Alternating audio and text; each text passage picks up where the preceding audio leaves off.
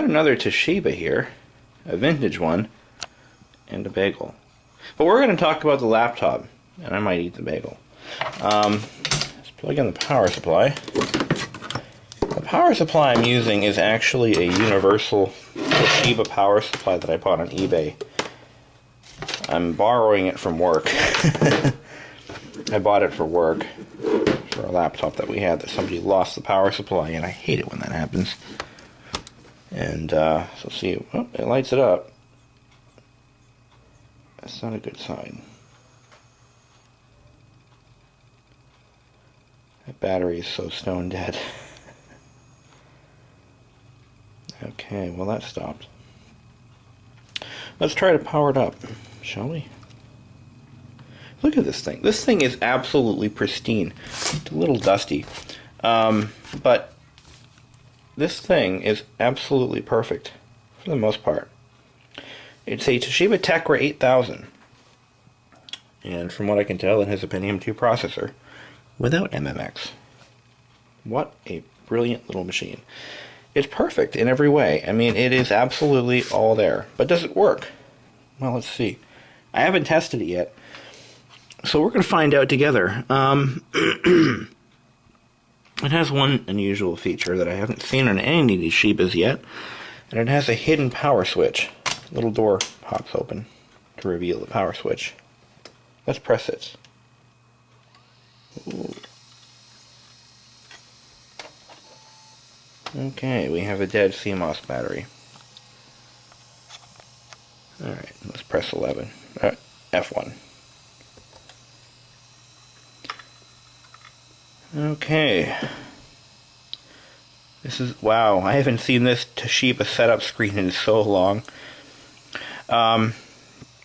This is the same setup screen that was in my Toshiba T3200SX. God, I wish I still had that machine. That was an all-in-one desktop, portable desktop is what they called it. And it had a plasma display. I kid you not. But it was a monochrome orange display. Pretty cool machine. Yes, I'm sure. Still getting over that damn cold. And Toshiba is in touch with tomorrow. Today. Okay, we're going to do an undocked profile. This is, interesting. I've never seen this screen come up before.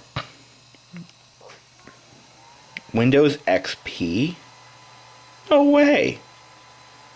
Somebody wanted to stretch the life out of this machine. Holy crap. I have never seen Windows XP on a Pentium II. Pentium 3, yes, but not a Pentium 2. Oh, that's crazy. This thing must have like 64 megabytes of RAM in it. And it was shut down improperly, of course. And the CPU fan kicked in. My, that moves some serious air. So while it's doing a disk checkup, let's take a look around. On front here we have a, this is to undock or to remove the floppy drive. This is a lock. And what you have to do is pull this tab to the unlock position and then pull this back or forward. And it pulls the drive out. It has two PCMCIA slots, and under here is a connector for, could be a built-in modem or something. No, maybe not. It does have a built-in modem. There's the connector for that. And it does need to be cleaned up a little bit.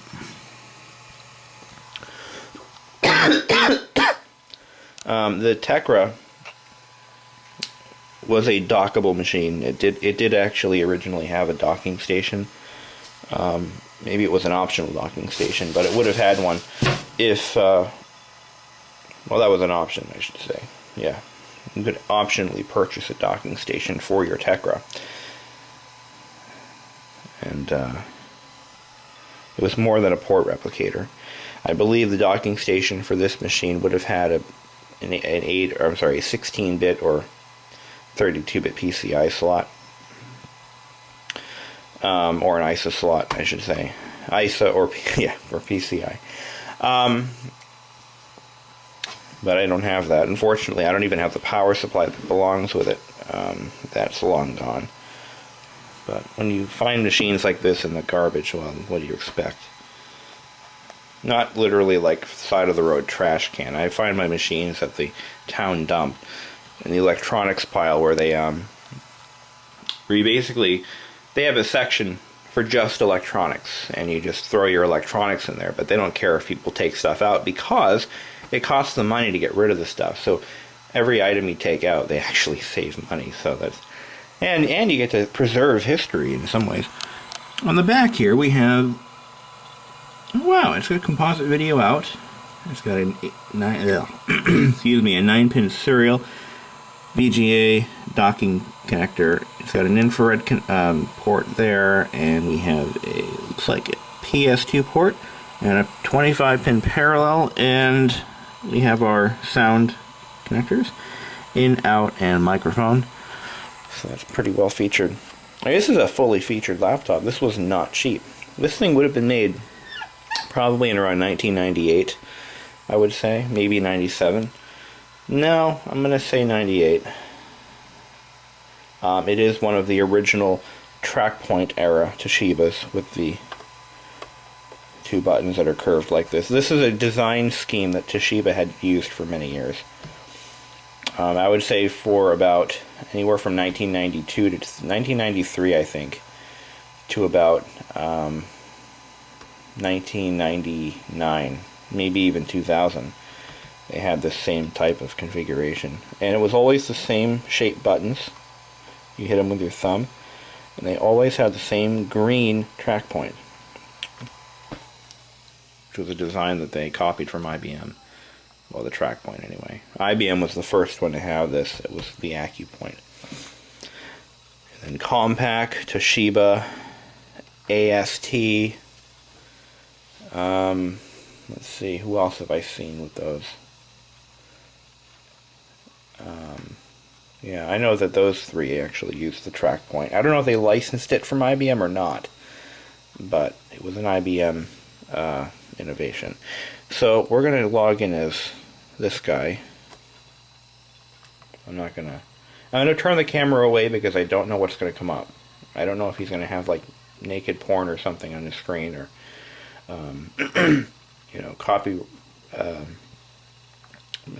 personal information which I don't want to share with the world. I don't even know who this guy is, so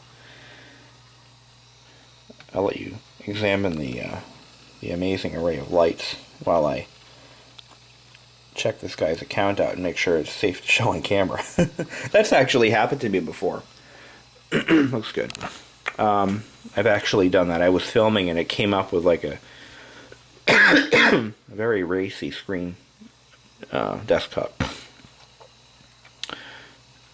Team Viewer. Oh wow, this guy was yeah, I think I've used Team Viewer before.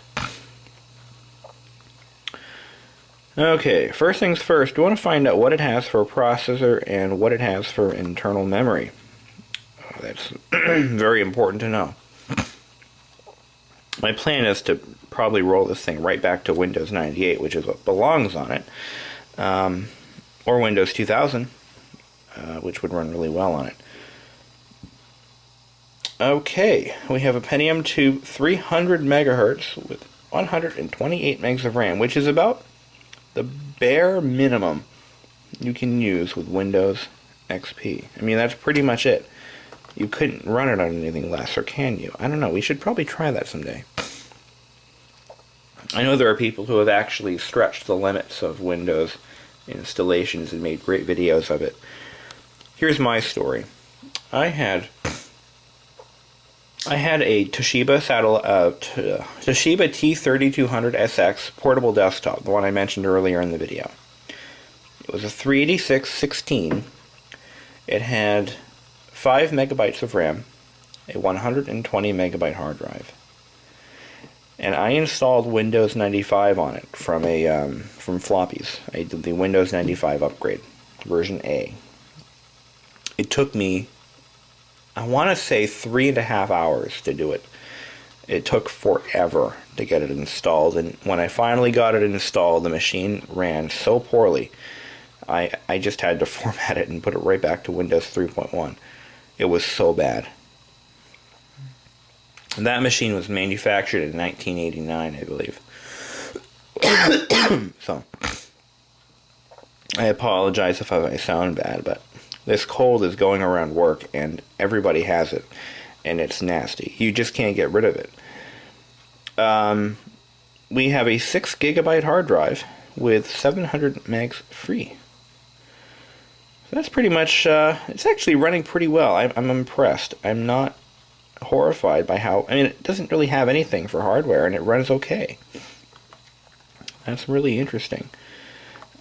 I mean, I just fired it up, and there it goes. Mozilla Firefox. Safe mode. Here we go. This thing is actually quite good. Battery won't charge. The battery is done. I have to get a battery for it. Not that I'm going to, but if I were to use it portably, that's what I would have to do. I have been looking for a laptop to bring on an airplane with me. That isn't my MacBook Pro, because I don't want that getting stolen. It kind of defeats the purpose of buying a MacBook, but hey, I'm going on 2 flights this summer, one to Los Angeles and one to Dayton, Ohio for Hamvention. And I've been looking for a laptop that gets excellent battery life and isn't worth anything. And I've been thinking about using my Sony Vaio, the one that I've been using with my stereo upstairs. Just load it with some software that I need, bare minimum, and take that with me. That laptop probably gets more battery life than my MacBook Pro. I mean, it goes like 5 hours on one charge. I want to see what version of Firefox is running on this baby.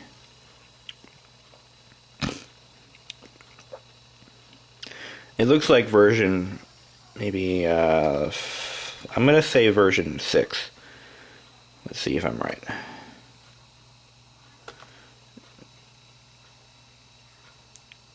Wow, version 3.5. Okay, so I was a little off. Just a teeny bit off. But with Firefox, it's hard to tell because there weren't any major changes between versions that are readily noticeable. So that's kind of, you know, part of the game there. Alright, well, I don't know what else to show you on this machine. I'm going to see if this guy is a moron and see if he left all of his personal stuff on here, because people always do that and they just throw them away and think, oh, no one's ever going to see this. Well, you know what, guys? It happens, man. Alright, nothing there. Oops, I should have hit the back arrow. Up arrow. There we go. Oh, there's nothing on here. Alright, so he was smart. Smart guy. Didn't load it up with his stuff and leave it there. So many people do that. Yeah, there's like nothing on here. What a guy. Good guy.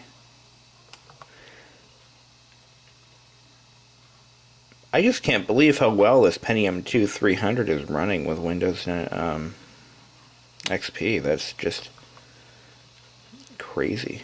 Crazy go nuts.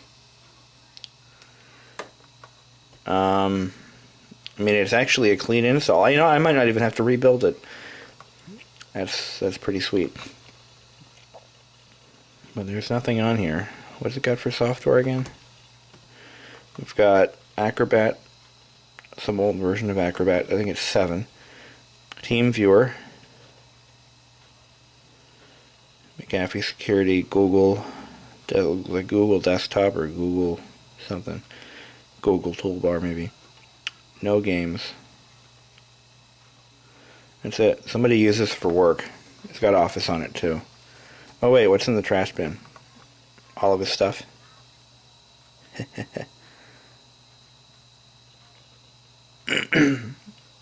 Yeah, some pretty cool stuff here.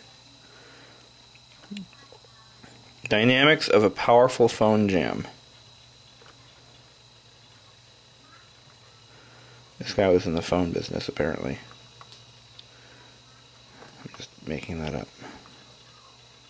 Drawing conclusions based on one document.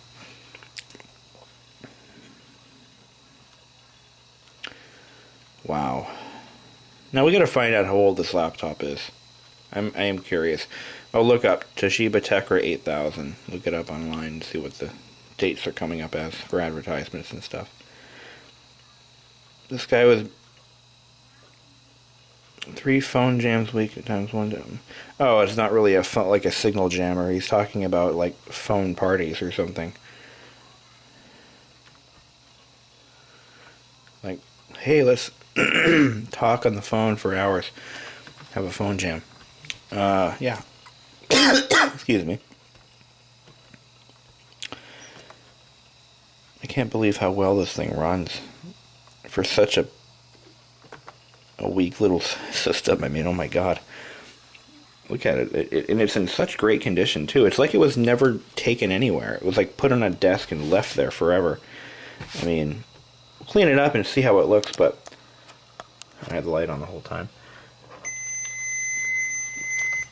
I mean, it's just in such good condition. I am going to rebuild this with its native OS, whatever that happens to be. And no, I'm not putting Windows Millennium on it. Let's take a look at how old it is. Here are the specs for the Pentium II 300 version.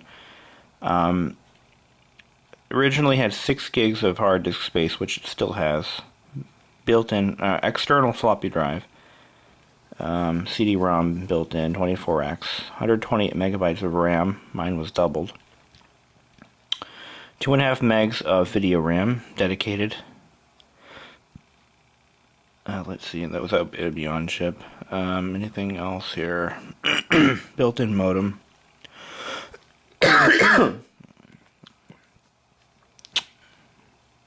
Windows 95, preloaded, no media. I still don't know when it was made. Oh, here we go. Let's identify the machine. We have... Yeah, okay. Wish I knew how old it was. Wish I knew how old it was. Alright, we don't have the SKU number for it, but okay. Let's see. Interesting stuff, though. I found the CNET page on this, but it doesn't have a date on it. That would be very helpful. I could still determine the age by cracking open the hard drive caddy. That would be one way to do it. So let's go and do that.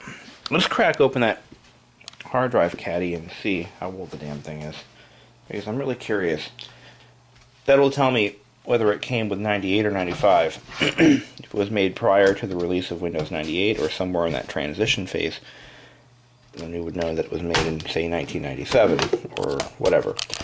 Or late 97 or mid 98. So, when you want to restore machines like this to their factory state, and bagels, don't you make fun of my bagels, then you want to try to determine what the original OS was. And that's what we're going to do. That's what we aim to do here. So, there it goes. This is how you take the hard drive out. Let's get some light on the situation. This door pulls up once you remove the screw. And, excuse me. Hey, what's this? Oh, wow, and it's USB. That's sweet. I didn't expect that. There's a USB on this thing. Really? Wow. Cool. Alright, so take this door off. Boom.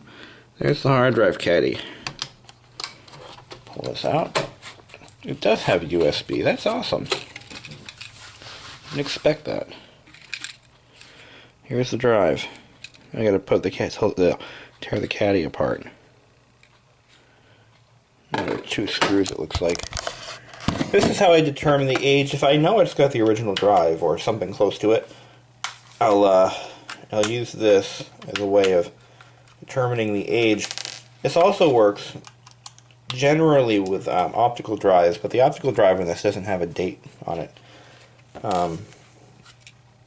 So that's what we're doing here.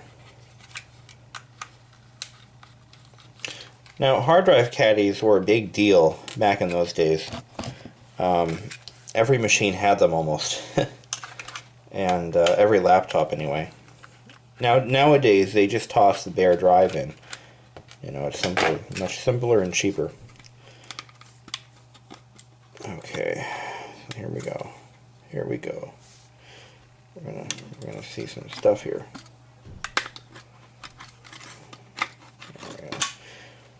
This has an IBM Travel Star that was manufactured when? March of 1999. Oh my god. Oh my god. So it's not as old as we thought. Not even close.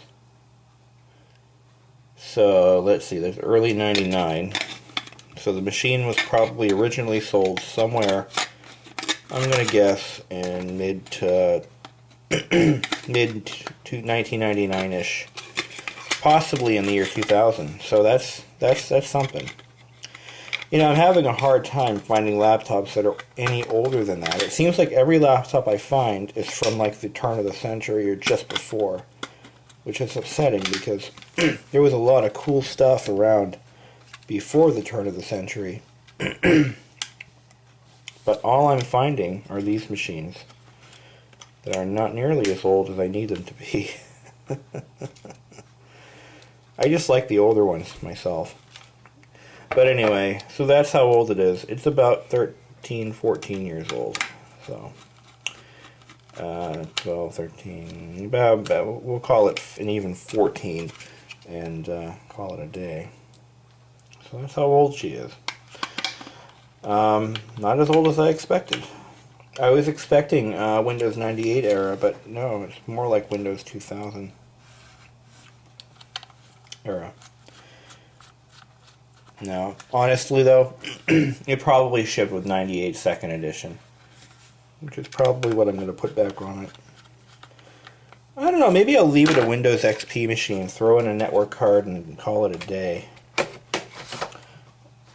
You know, I'm going to get a, because it's missing the little blanks that go where the PCMCA slots are.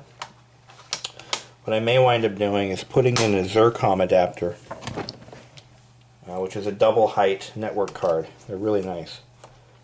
And that might be all I need to do. So, probably do that. So yeah, not as old as I thought, unfortunately, but hey, a free working vintage laptop, I'm not going to complain at all. Battery is stone dead. Won't be any life coming to that battery anytime soon. If I plug this back in again, will it try to charge? Yeah, it will. It's trying. No, it gives up. Alright. Let's see if there's anything in that optical drive. I have 1 minute left of recording time on my camera, so let's see what we get. Power.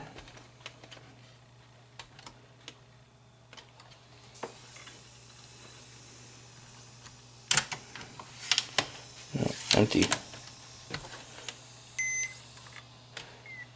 Okay, well, that was fun. Battery's dead now, so on the camera.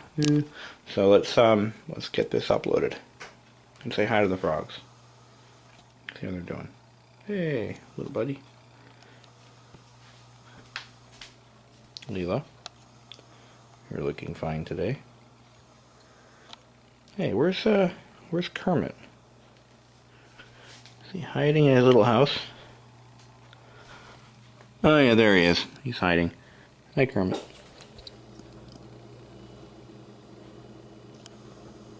He likes to live in there for some reason. He doesn't look healthy. He looks like he's still alive. Or is he just daydreaming?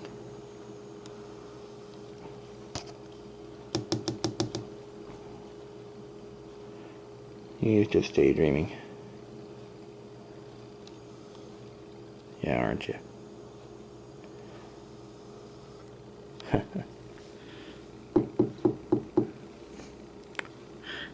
Sometimes I do this just to make sure they're living.